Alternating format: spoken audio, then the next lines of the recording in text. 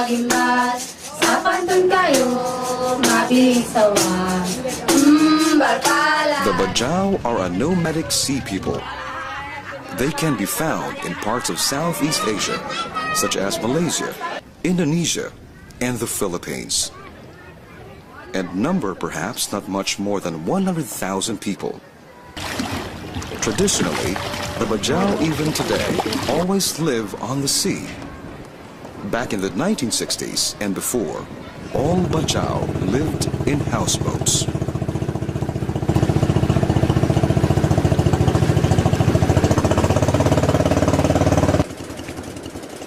They lived their whole lives on the boat.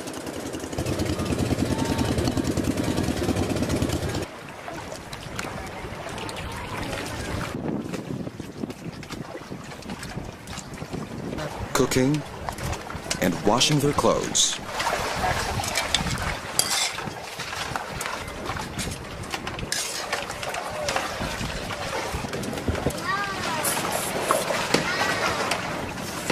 The sea and the boat was the playing ground for the Bajau children.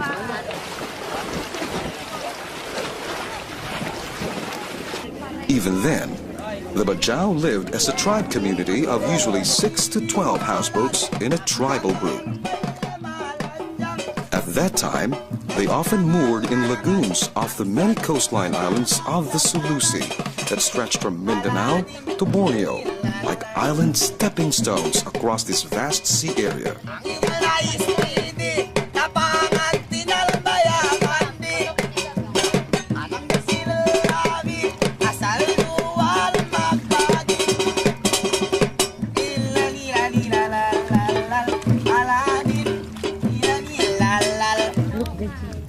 Only to fetch firewood and fresh drinking water, or to bury a loved one in a tribal graveyard island would the Bajau come to the land.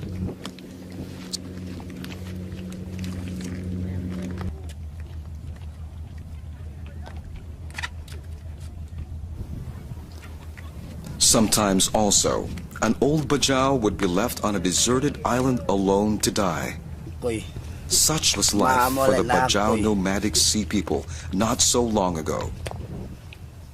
The old Bajau man soon dies, unable to find food and water and shelter from the unforgiving sun.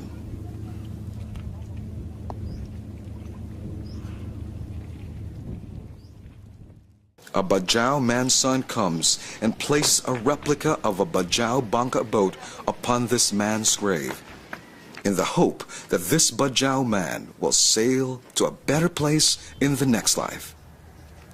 This is still a practice today.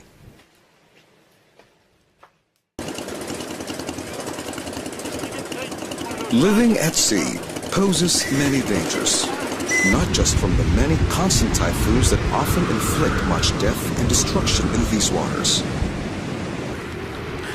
But what the Bajau fear more than a typhoon is being attacked by pirates. Today, Kimo is paddling to an island in the Sulu Sea. But then, Kimo looks back and in panic, he sees pirates pursuing him. He tries in vain to paddle with all his might, but the pirates quickly catch him. The pirates shout, "Give me your monthly dues to us or die."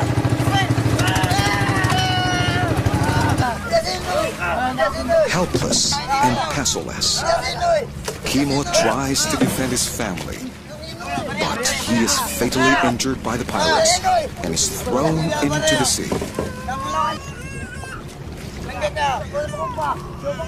The pirates steal everything, their fish, even their boat, and often they will kill all the Bajau.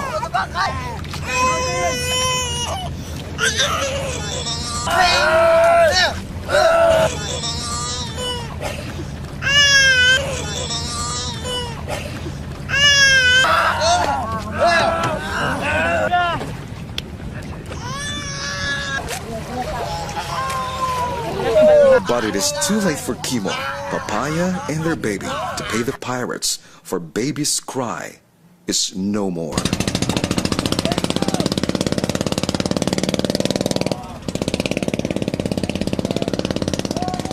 Fish bombing is also very common in these waters. They simply toss a stick of dynamite into the sea and bang, all the sea corals and reefs are destroyed. And the fish float dead upon the water as the villains happily gather their catch of destruction.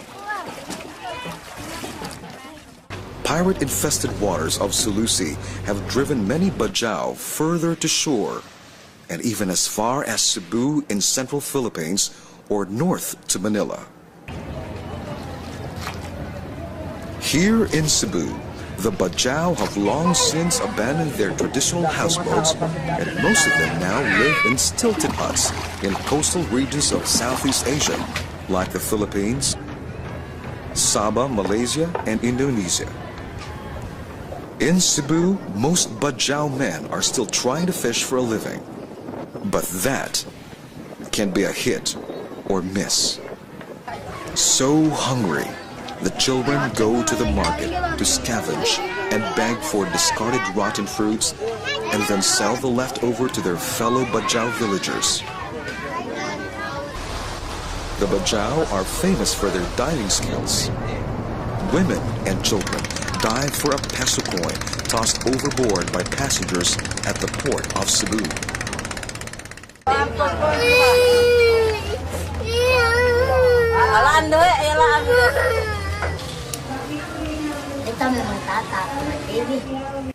Here in this small house, one of the church ladies demonstrates the love of Christ to this dear old sick lady, Kaptia Aslani.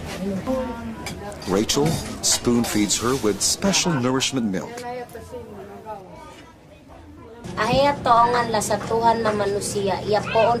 But as we leave and say goodbye to her, she suddenly sits up and reaches out with her weak, bony, weary hands to me and says, "Magsukul, thank you." Little did I know this would be the last time I would see her alive.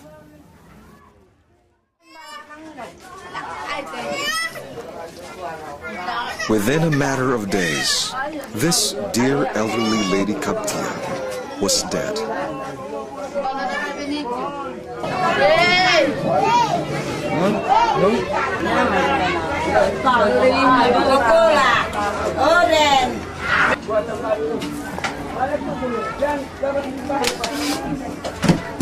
Her death came to me as a complete shock. I did not know she was dying. Nakadiyasaan ni Tuhan. Na nakapagpanukutan ni sa anak ko itong kami meron. Nakatutog na makaan. Halaong masali, halang mukaman, hilaw-laanin kamukaman. Okay, lege. Okay. Oh, yan ang kayo. Wala siya. Una pe, una yan. Kayo lang yan.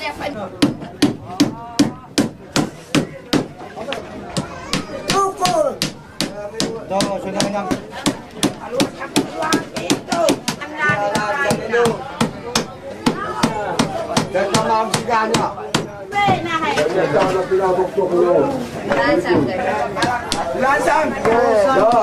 Most people here knows that lady's got good person, good attitude.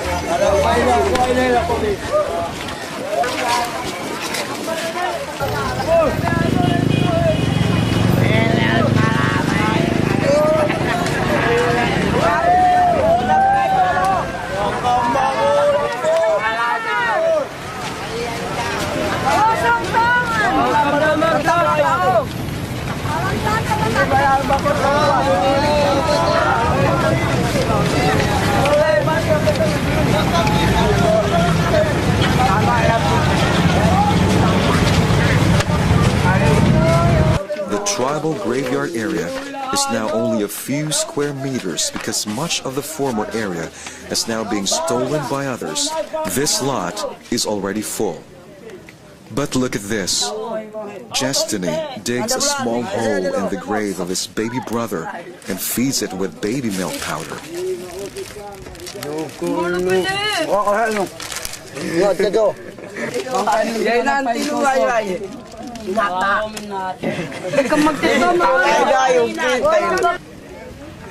And so they begin to dig. Barely 1 foot down, they find the first of many bodies. They try to drag it out. But this dear one does not want to leave its resting place. It takes several strong men to finally haul it out.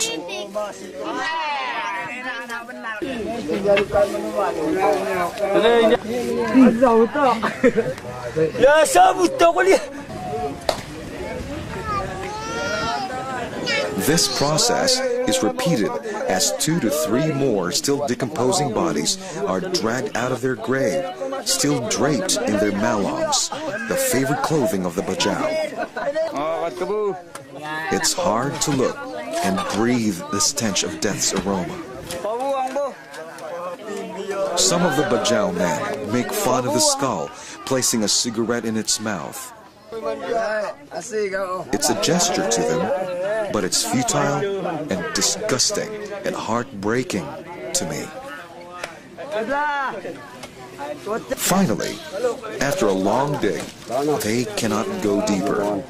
There are still so many bodies below. But first, Takbilaran Ilan, acting a titled priest, anoints the grave with incense and calls out to the spirits of the dead to welcome Kaptia to join them.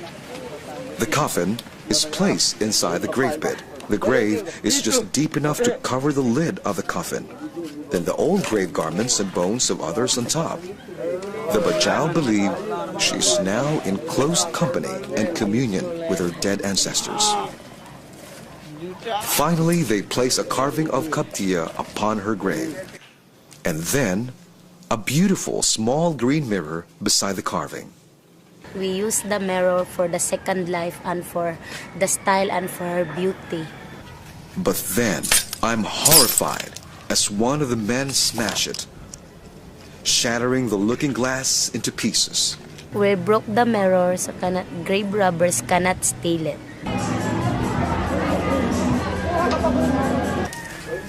Within a few minutes, the grave site is abandoned.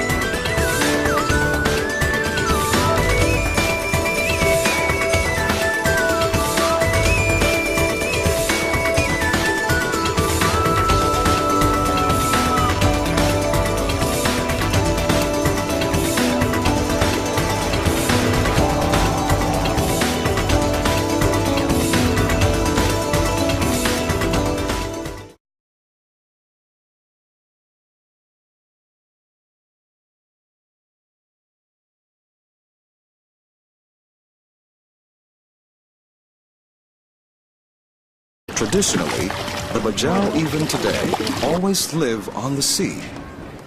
Back in the 1960s and before, all Bajau lived in houseboats.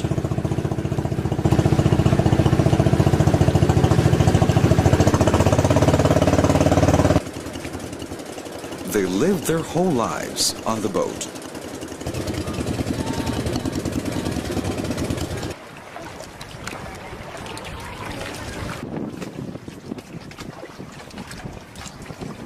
Cooking and washing their clothes.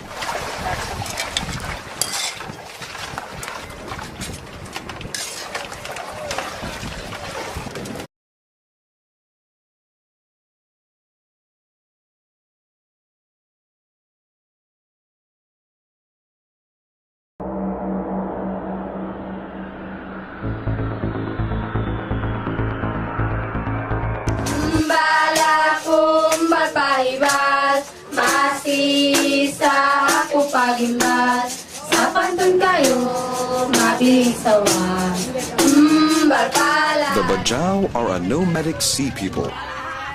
They can be found in parts of Southeast Asia, such as Malaysia, Indonesia, and the Philippines, and number perhaps not much more than 100,000 people.